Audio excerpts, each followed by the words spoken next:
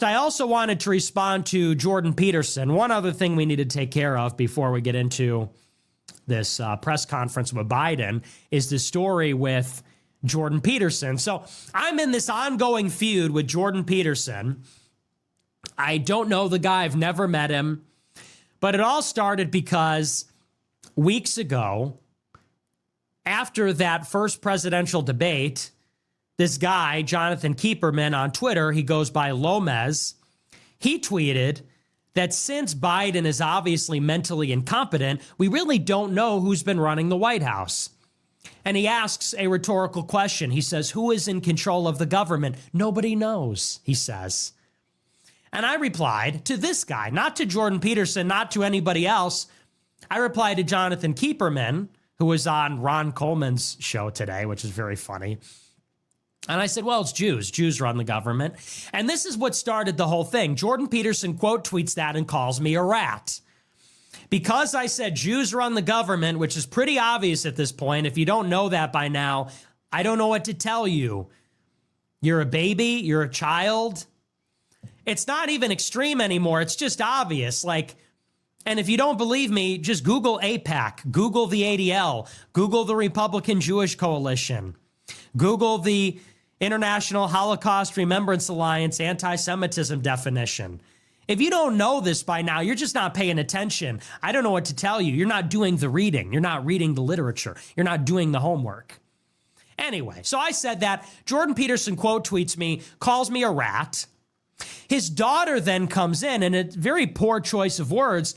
His daughter tweets weeks later that people are calling Jewish people rats. They should be banned on Twitter. And everybody said, well, hang on a second. First of all, that's not free speech. You're a hypocrite. Second of all, your father called Nick Fuentes a rat. So should he be banned? And so I've been in a beef ever since now with the daughter and with Jordan Peterson. Jordan Peterson came back last week and said, not only am I a rat, he said he apologizes to the rats for comparing them to me. He said, because I'm worse than rats. He said, rats are the enemy of mankind on accident. He said, I'm the enemy of mankind on purpose. So he says he apologizes to the rats. Okay? And they've been getting cooked. I mean, both of them have been getting ratioed. Public sentiment is absolutely against them. And by the way, it's not even necessarily because the public agrees with me 100%. It's not even that the public sentiment is that we should be able to dehumanize groups of people. It's that they are hypocrites. It's that there is a deep hypocrisy and a fraud that is being perpetrated, that they are free speech warriors. But now that we have free speech, they're calling for censorship. They're in favor of an open debate and they want to exchange ideas, but now they're engaging in insults and dehumanization and they're running from the conversation. So public sentiment is so against them from anonymous people, from people with a public-facing identity, and it's coming from all different places. It's coming even from people like Lauren Chen, who I don't consider a Nazi, Candace Owens, who is not a Nazi at all. She's a black woman in an interracial marriage. I don't know how anyone could make the case that she's some kind of bigot or a troll demon, like Jordan Peterson says. It's coming from everybody. Everybody recognizes that these people are in the wrong. And so now we have the latest update in the saga to bring you up to speed. Right before I went live, Jordan Peterson put out another post, and this time he tagged Elon Musk. And he was responding to an AI-generated image. Someone created an AI image of Jordan Peterson as a rat, because that has now become the symbol of all of this. He called me a rat. Michaela Peterson said you should be banned for calling people rats. I said, well, your dad called me a rat. Jordan Peterson said you're worse than rats. So then somebody makes an AI image of Jordan Peterson where he's saying, you're all rats, and he looks like a rat. So Jordan Peterson tags Elon Musk and he writes this. He says, quote, there is a lot of this on X and more all the time. There's no consequence for psychopathic behavior on the platform, and casual anonymity has a lot to do with it. Separate the real people with verified and genuine IDs from the pathetic, cowardly, anonymous troll demons. They are not LOL comedians having fun with lulz culture. They are worse than anyone wants to imagine, and purposefully so. Failure to hold them accountable not only compromises the platform, but the integrity of society itself. As the dark tetrad types multiply without restraint and exert disproportionate influence.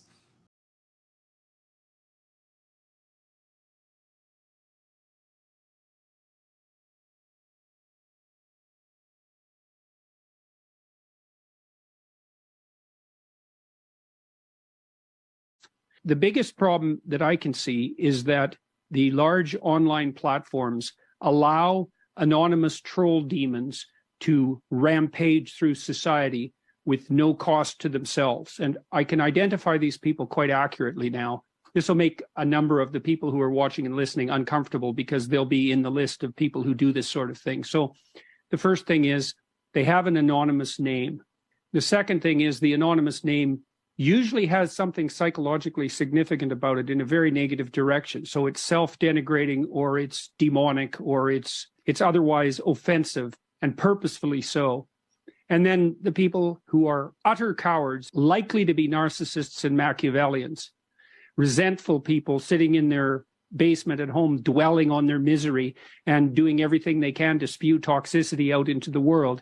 Alone in their bedrooms, they're just isolated people who aren't causing any trouble. But as soon as they multiply themselves millions of times using this incredible, powerful computer technology, they're not even human anymore. In my estimation, they're literally a demonic force. And I mean that in a technical sense, right? You and I aren't exactly you and I in this conversation because we're amplified hundreds of times or thousands of times or hundreds of thousands of times. And so we're not just human, we're androids in some sense operating in a virtual space.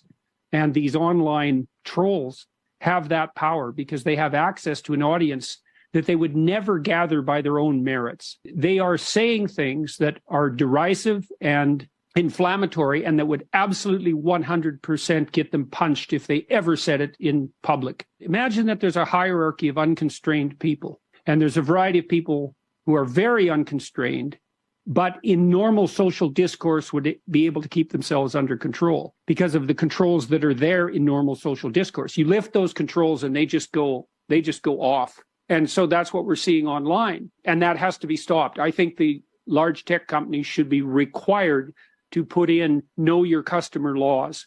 They should ban anonymous accounts, but in this way. Imagine that you have a section for comments where it's real human. So this is the latest in the saga, and as far as I am aware, this is the first time that Jordan Peterson is calling for a form of censorship. And let's be very clear and precise about what he's talking about here in this post. He's tagging Elon Musk. He is proposing a policy change for content moderation on the platform. And what is it?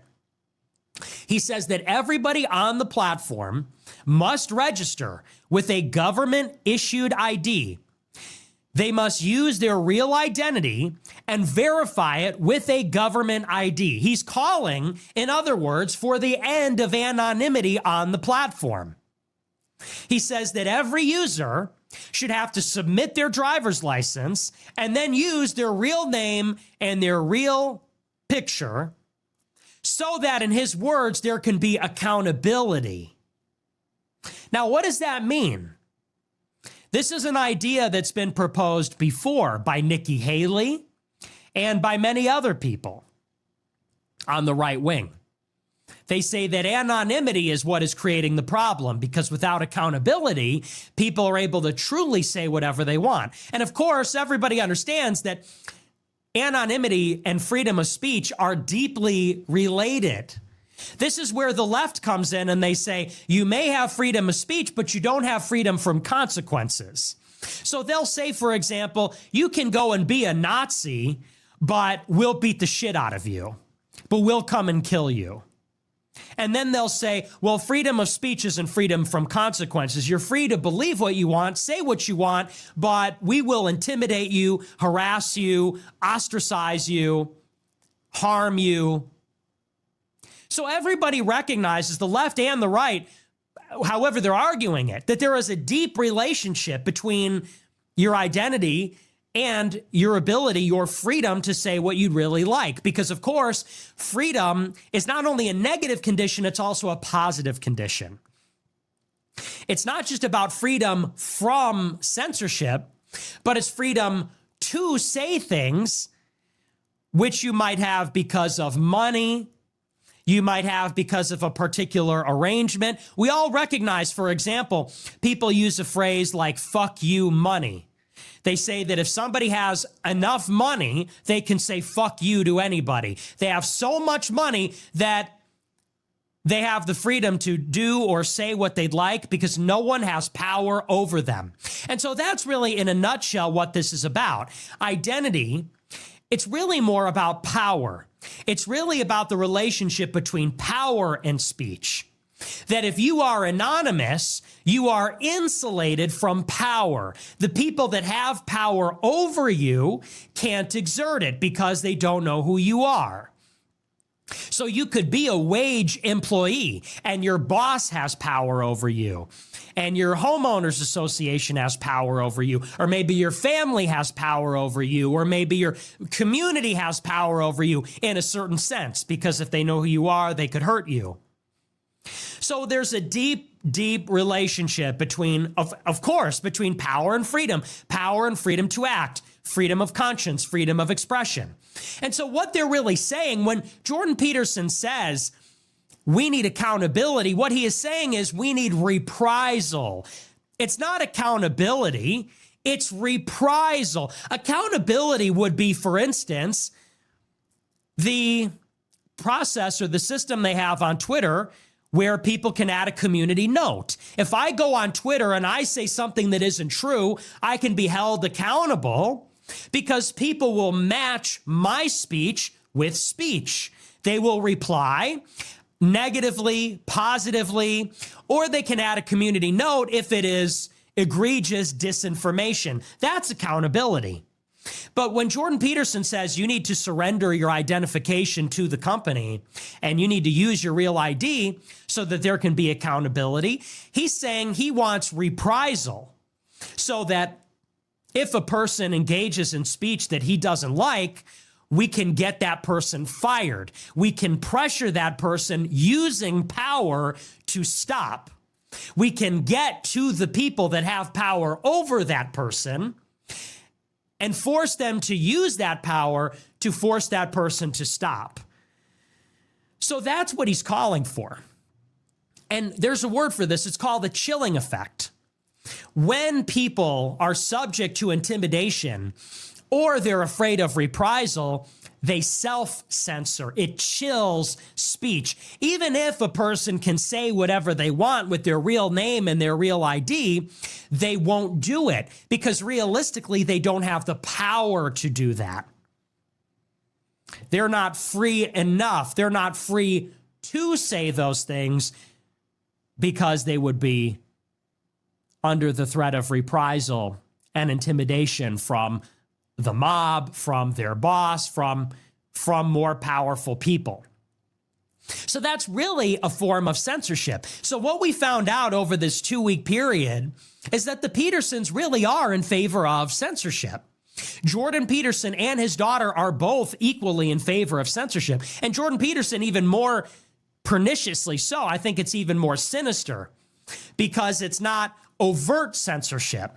We would have the appearance of free speech, but we would all know that nobody could really use their freedom because they don't have enough power. So Michaela Peterson says, there's too much anti-Semitism. Everybody needs to be banned. And then people said, well, that's pretty hypocritical. She says, well, they need to be suppressed using the algorithm. Oh, so another covert, opaque form of censorship. There's going to be an opaque algorithmic technological change. Twitter, with its algorithm, which of course is not publicly available, or comprehensible to the average person, we're going to find a discreet and concealed way to censor people. That's Michaela Peterson's proposal. And it took her father a week to come up with his proposal, which is force everybody to submit their ID and make it so that we can intimidate them into silence. He says the problem is people are too free. We need to make them afraid. People feel too emboldened. We need to make them afraid.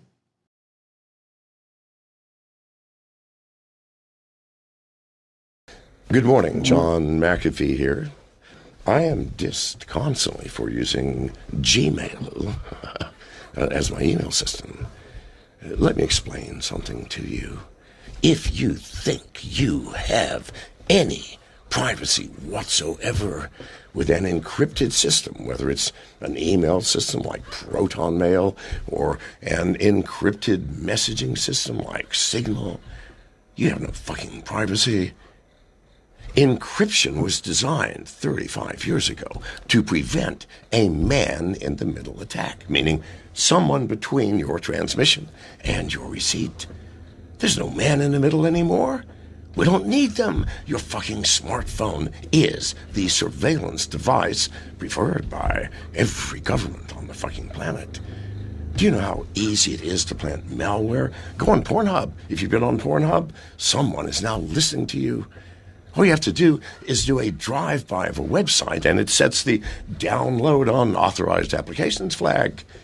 The first click, you now have malware that is doing two things: watching your inputs before they're encrypted and transmitting them, and reading the outputs after they are fucking encrypted, people.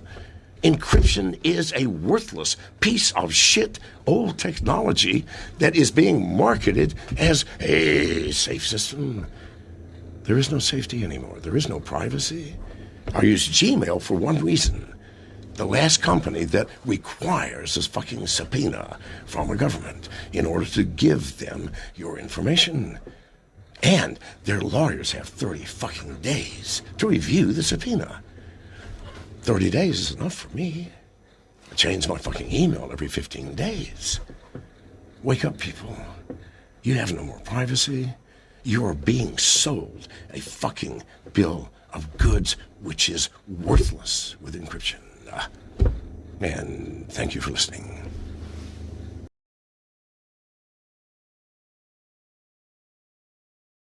Is adding an atmospheric sound, and what does that mean? Put the kettle on. It'll be a bit of a long one today, and my allergies are driving me nuts. So if that's really what causes my asthma, it's allergies.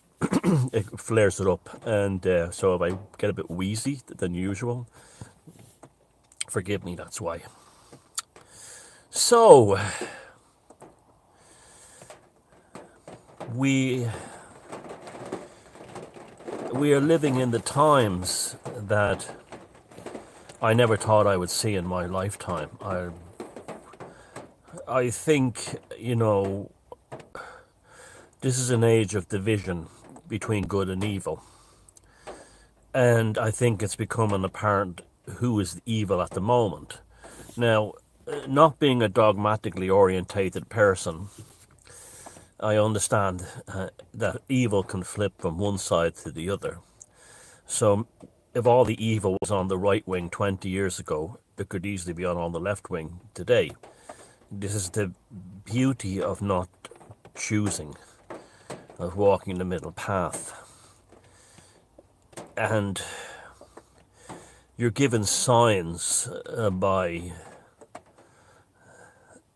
the universe, natural law, if you're on the right path or not.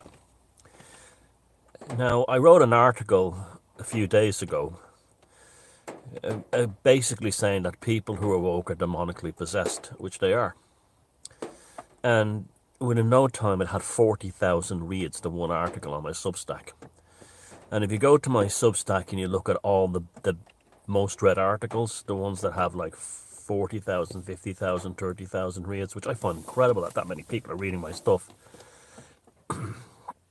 I probably have a bigger readership of my Substack than the top journalists in Ireland at this point, mainstream journalists. And that shows you natural law in effect. And so that showed that many people do realize that the woke are demons. That people who are woke are demons, or demonically possessed. That they're Cenobites. Now, the title of this video comes from the Bhagavad Gita, which if those of you who followed me for a long time know that I quote from that famous Hindu text quite a lot.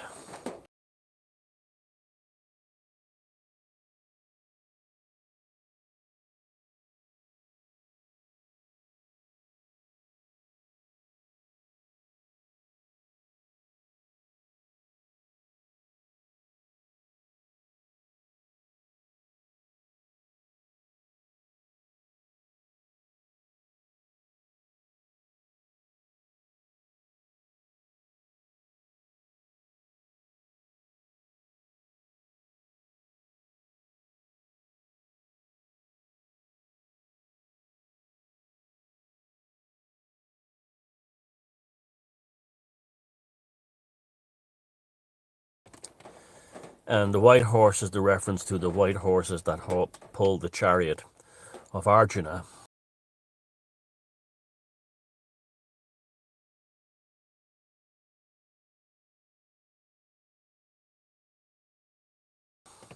Into the center of the two armies. So have to ask Krishna and to help him deal with his despondency. And Arjuna was placed between the two armies, and he saw that like he had friends and family members on both sides, and he couldn't understand, why am I fighting my relatives? Why are my relatives going to die today? Why am I doing this? And then there's one of the greatest, philosophical discussions in the history of theology and philosophy takes place when Krishna, representing the higher consciousness of himself, starts talking to Arjuna and on the meaning of existence and the nature of reality. Someone just called me then. I don't even know who they are. But anyway, so this concept of the white horses has been showing up a lot lately in things like the white horses in London and stuff like that, and other things like this. So the synchronicities fly on these things. But let's define what good and evil is in very basic terms. Evil is not what you believe in terms of your religion or your dogma or your faith as the opposer of that. So for instance, if you're a Christian, if someone doesn't believe in Jesus, that doesn't make them evil. It just means that you are a dogmatist. You are just following rules. You're not actually following a spiritual path.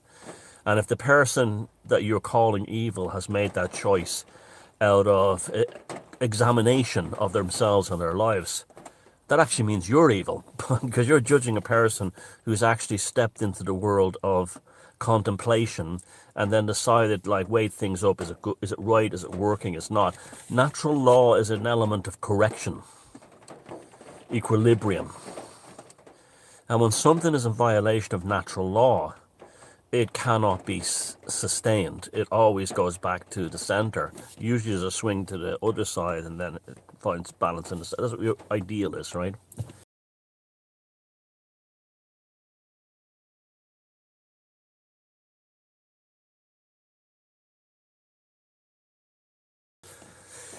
So when you have something pushing away from the center, either left or right, it's evil. So with the right, the neocons and 9/11 and the wars in the Gulf War, oil wars, see my video yesterday, that was evil on the right, okay? And now woke is the evil on the left. So, this is why you can't say I'm a left wing, I'm right wing, I'm Christian, I'm Catholic, I'm Protestant, I'm this, I'm that. Because if they go into evil, you will go along with that. If they fall into shadow, you will fall into shadow too. So, a lot of people, I was watching a video the other day by someone calling me a godless and evil and stuff like that because I didn't believe in Christianity. And the irony is that person is godless and evil. That's the thing. It's your usual coward that hides behind a fake name. You know, they always do. That's another thing too. If you guys are on this journey with me and you really want to find natural law, you should not be supporting anyone on the internet who doesn't, or anyone who calls himself part of the truth scene, who doesn't use their real name and show their real identity. You know, I'm always amazed by that. That like you will have these people that their names and identities are hidden, and yet they're truth gurus, and you haven't got a fucking clue who they are. They could be anybody, unless they're using their real name and they're out there with their real identity, and you can verify their backgrounds, the background story that they're not, you know, lifelong criminals or convicted sex offenders or stuff like that. Why are you even trusting them? Why are you even going along with them?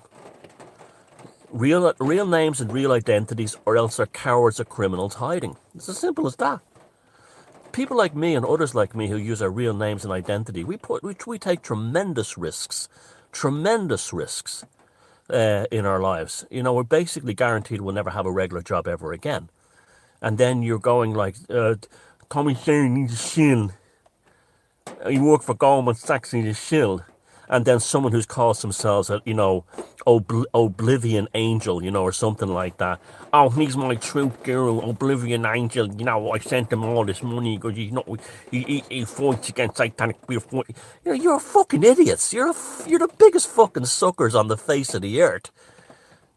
Unless they're using their real name and real identity, they are not in the fight for truth. They are cowards or they're criminals hiding a dark secret. How is that so? That's your first lesson in natural law, okay? There's your first lesson right there. If they're not using their real names and identity, and they're professing that to be the voice of truth, they're liars. They're liars or they're cowards, okay? If you want to continue supporting these people, then there's something wrong with you. You shouldn't be in the world of like truth seeking. You're in a kind of a cosplay RPG game. So that's the first one, okay? So that's a first law of natural correction. Natural law is to make sure you know where your sources, who they are, where they come from, and their backstory. And you're already winning. Then you're already winning. You know, you're already winning. And because the ones who hide their real identity are the ones with something to hide. You always remember that. And you can verify me right back to the fucking pram. And so you have this situation where people, the blind are being blinded by the blind, by the unseen. So that's not natural. You know, this, you know, like, oh, I saw a video on reptilian resistance 2012 and all this kind of... Okay, who are these people? How do you know it's not an MI5 agent leading you astray? The flat earth thing is full of that shit. You just can't think for yourself. You can't think for yourself. You want the RPG game, you want the adrenaline, you want the incitement. That's why so many of these types can't get over the fact, they can't get past the fact that Trump put out Operation Warp Speed to get the vax out. But he also said it must only be voluntary. That's all you need. If someone is stupid enough to fucking inject themselves, that's their problem. Not otherwise. If it's voluntary, that's all. During the Rona Chronicles, that's all I was fighting to maintain. I didn't give a shit if there was like, you know, every kind of medication released under the sun. Once I was left alone. What other people do is their own business. And yet they could not get that into their heads. They still can't get that into their heads because there's a part of them wanted the adrenaline rush of being someone kicking down the door and injecting them. They really do exist, those types. They want the doom. They want the fear. So that's evil as well because it's against natural law. So anything that's against natural law is inherently evil. And this is why, and you know, so you have you have to have this kind of Luciferian outlook. And the word lucid comes from Luciferian, clarity, where you have to sit back and not take sides on anything.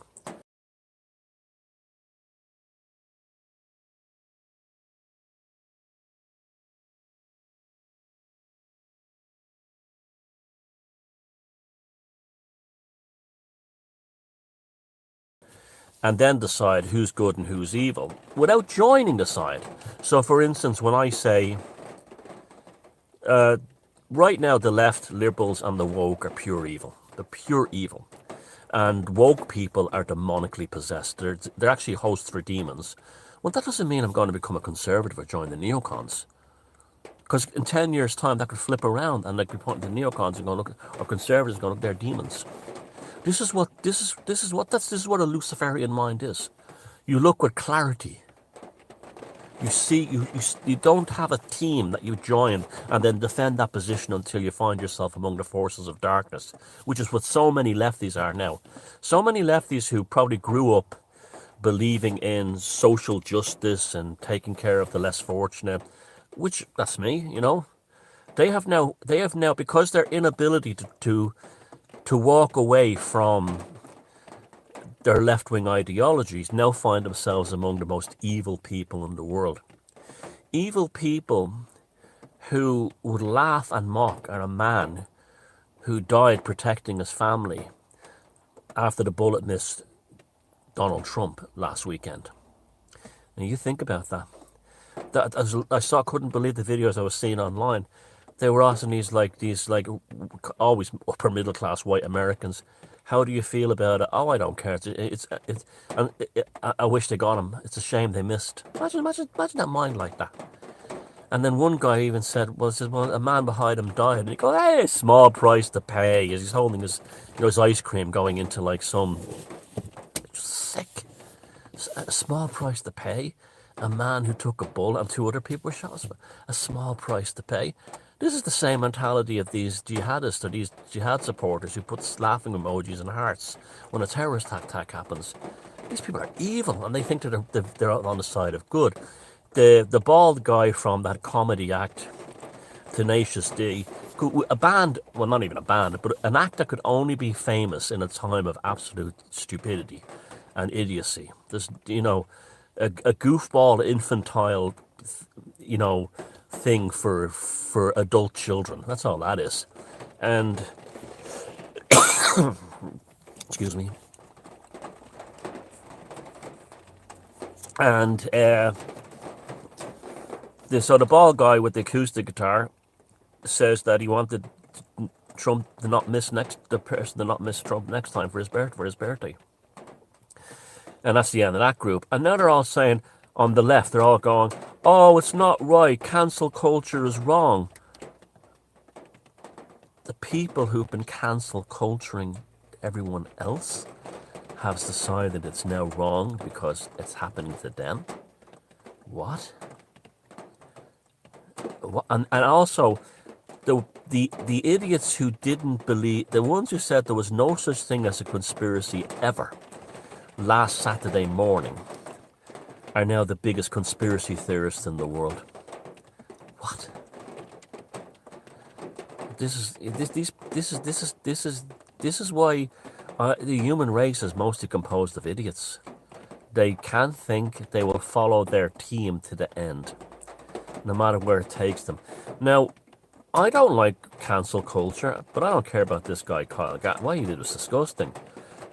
Cancel culture, the left. Woke is Bolshevism. That's what woke is. A woke is just a modern way of saying Bolsheviks, right? And in the old days, if you fell afoul of the Bolsheviks, you disappeared into the Gulag system in Siberia. Today, if you fall afoul of the woke Bolsheviks, you disappear into cancel culture. But it's exactly the same thing. You become a non-entity. Your career is over. And when they get a taste of that, their arms are up in the air saying, it's not fair, but they were doing it for far less, way less. Someone telling a joke, 20 years ago and might have used the N-word in it. Someone digs it up and that's his career over.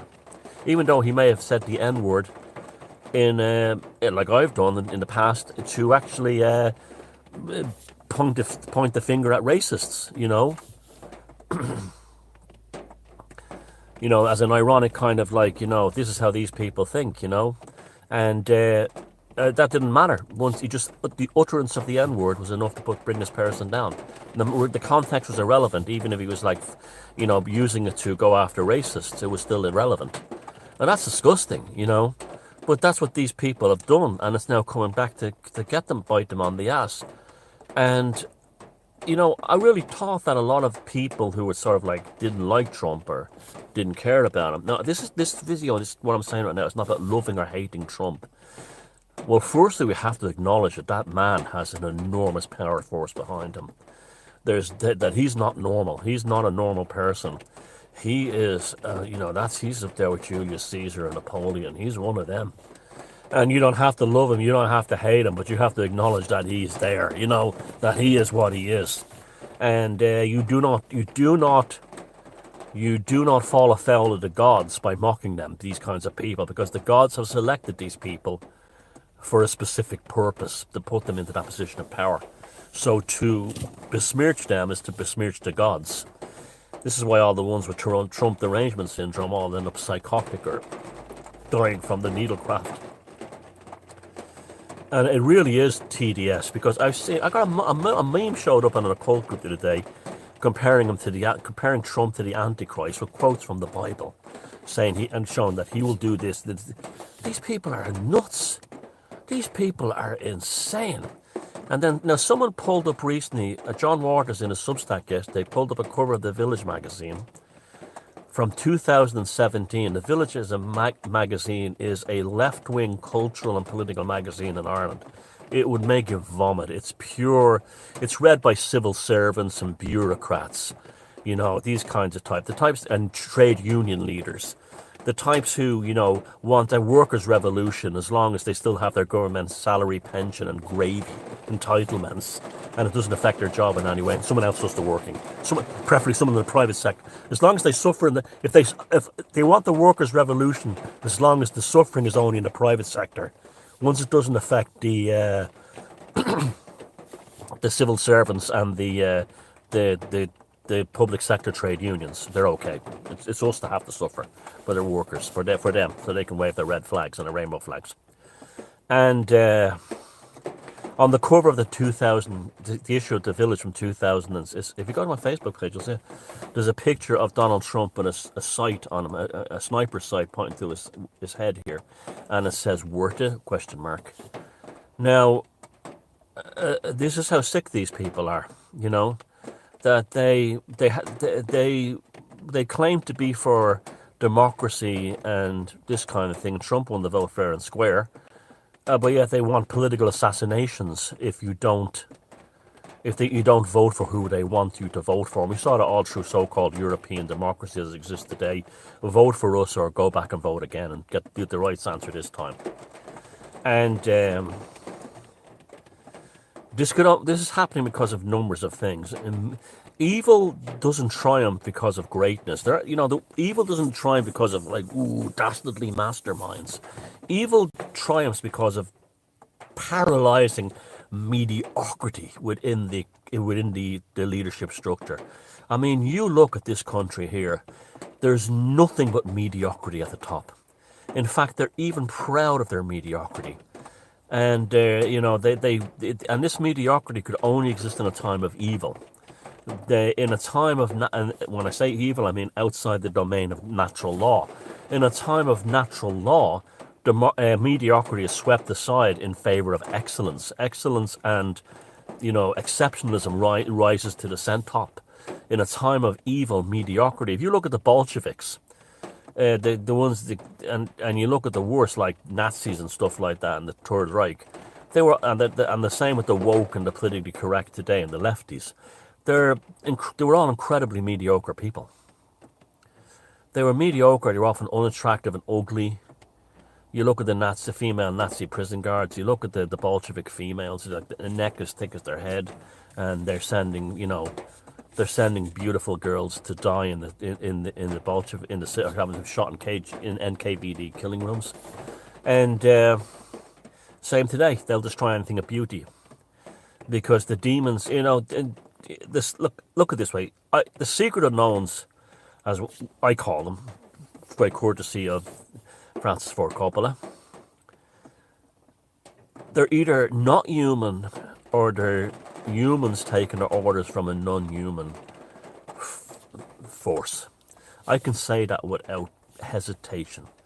They're not human, and because every single policy today is designed to destroy everything that's beautiful about humans, from gender to mothers to birthing to love. And that was also what happened to the Bolsheviks. And the woke are the same kind of people. They want to destroy European culture, but if I said, like for instance, you have like lefties in Ireland say, well, Irish culture, blah, and I says, okay, let's get a bunch of Irish people, go over to Sentinel Island and and remove the Sentinel Islanders' culture, and they'd go, that's terrible. Indigenous cultures must be protected. Well, what about ours? Oh, that's different.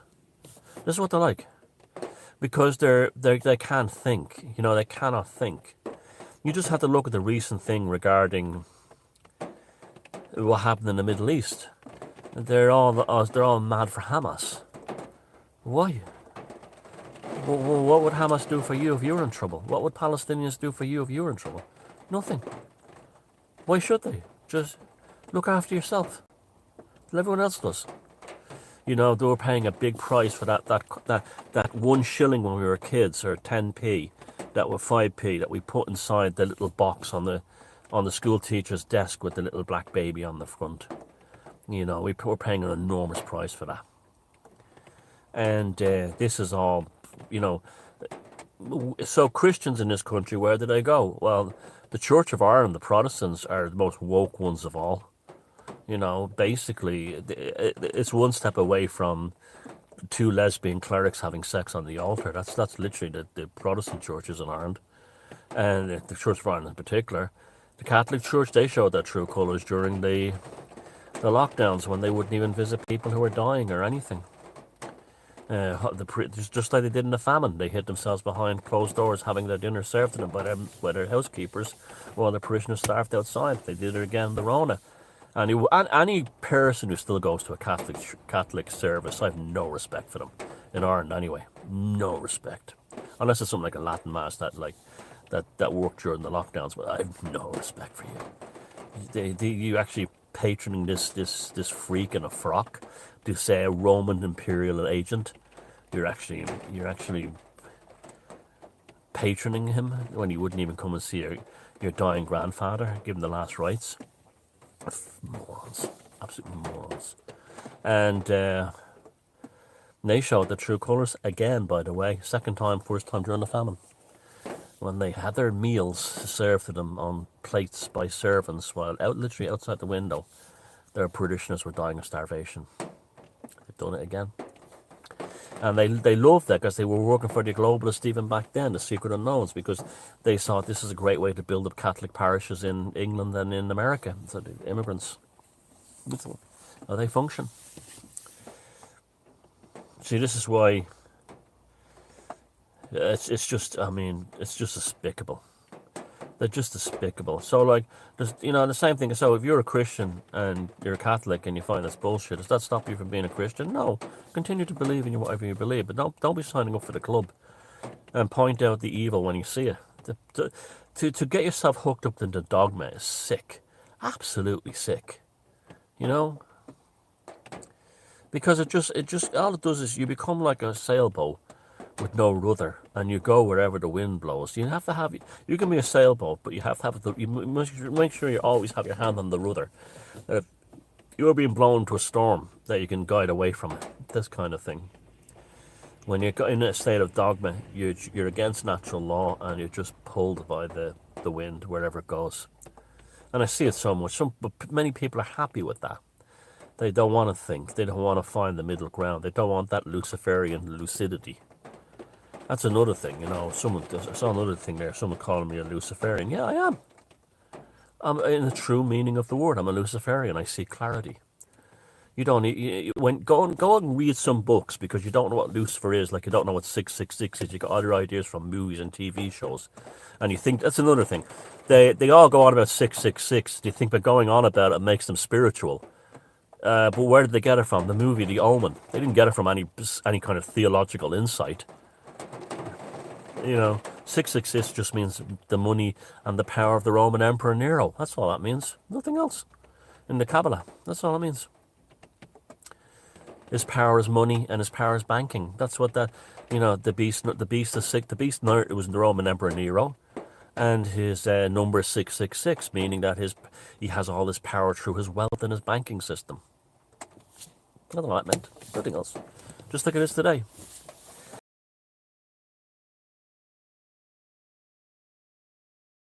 I want to shift gears here real quick and get your take on a recent news story that surfaced out of Houston. Basically, there was a babysitter and she was watching a child, about a 1-year-old, I believe, and she put the child to bed in a crib and then she went downstairs.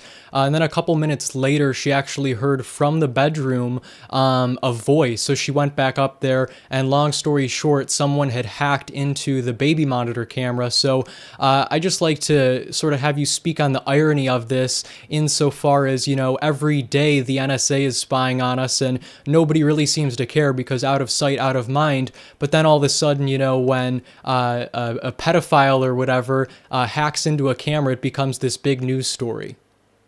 Well, I know there is a great deal of irony in that. However, people are unaware. Pedophiles, hacking a baby camera is one thing and very trivial, but it's our smartphones that are the real problem. We carry them with us everywhere. 14-year-old girls have waterproof phones that they use in the shower to text. If you check the permissions that applications ask for, over half of them ask for permission to turn on your camera, your microphone, read your SMS messages, read your emails, read contacts, and to send that information wherever they choose at any time. And yet we pay no attention to that. And yet I can promise you, while we are speaking, there are tens of thousands of teenage girls somewhere showering and someone's watching.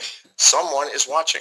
These application developers are not huge companies like IBM where they have internal audits and checks and balances. In many cases, it's one or two people whose backgrounds we have no knowledge of. They could be criminals, they could be ministers, they could be priests. We have no clue.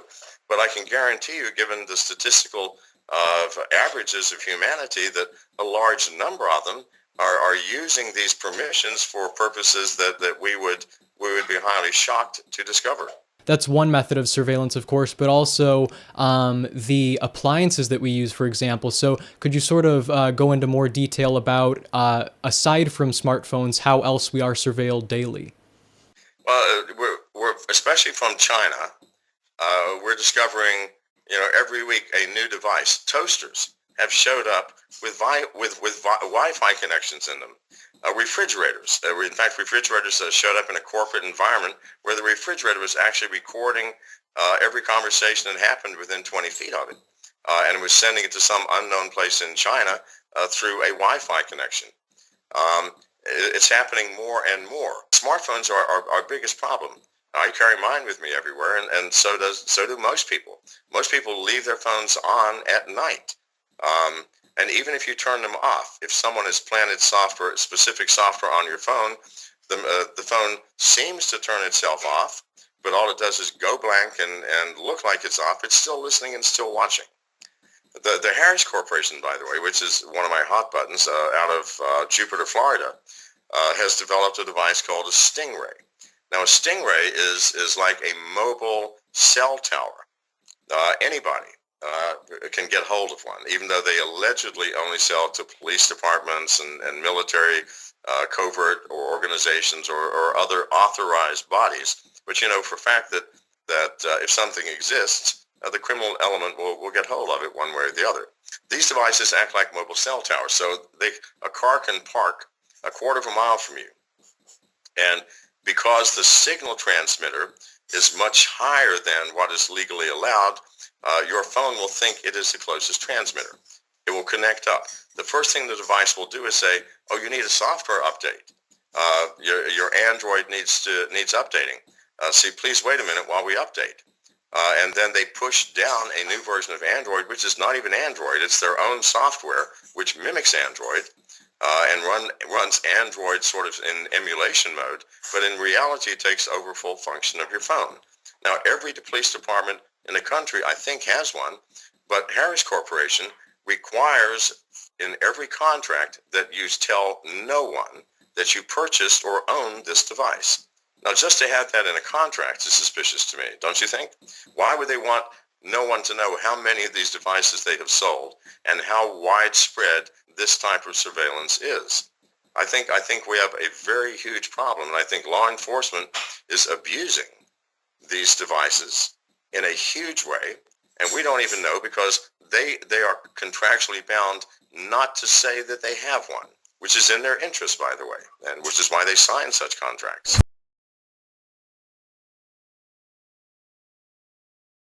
Ben Franklin also has a quote in which he says, "A man willing to trade liberty for security is deserving of neither."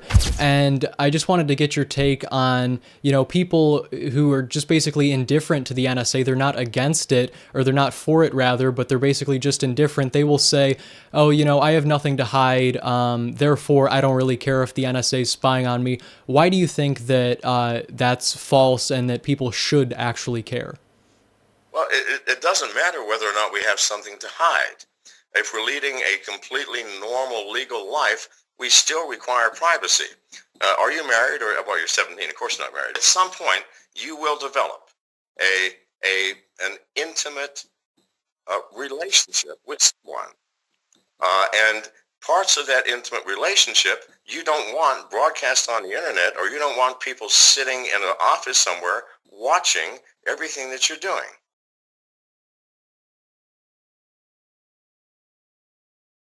This is the problem with having nothing to hide. Having nothing to hide doesn't mean that oh gosh, yeah, I'll invite you into my bedroom. I'll invite you into every conversation I have with my children about the meaning of life. No, we all have things that we need to keep private. And privacy is a choice. It's something that we choose to divulge or not. When you first meet someone, you don't tell them your most intimate secrets. You don't tell them the things which might cause you damage if people found out. No, you're very circumspect. You keep discussions to politics or religion or ball games or whatever 17-year-olds talk about in the open at school. After you get to know someone, after a few years, you might divulge things that you would never dream divulging to a stranger. These are choices that we make every day. And without these choices, we cannot have a society. Imagine what would happen if everyone knew everything about everyone else. We knew their thoughts, we knew their feelings, and we knew their actions. There would be judgment because that's what happens. We're all different. I may do something that you might disagree with. It might be perfectly legal, but still, you might disagree with it. If everybody knew these things, we would have chaos. And here is why. Because we are not perfect creatures. We have fear. We have doubt. We have judgment, jealousy, anger. All of these things make privacy an absolute necessity in the world in which we live. And I'm not trying to be cynical. I'm trying to be objective and truthful. So privacy is a requirement of civilization. And it is also an innate right of every living creature. If, for example, if the rabbit could not keep private where its den was, foxes would be waiting for it when it came home every evening. I mean, it's an absurd concept to live without privacy. So it is owed to us, and yet it is being taken away from us at an alarming rate. Absolutely, John. Last question here. For those of us who do value privacy, how can we protect ourselves? We have to take privacy and security into our own hands. We live in a world where we think that the state, the country, the government, the police will take care of us and protect us. They will not. They will not make life safe. Now, sure, they will come and help, and they will try to get the bad people off the streets.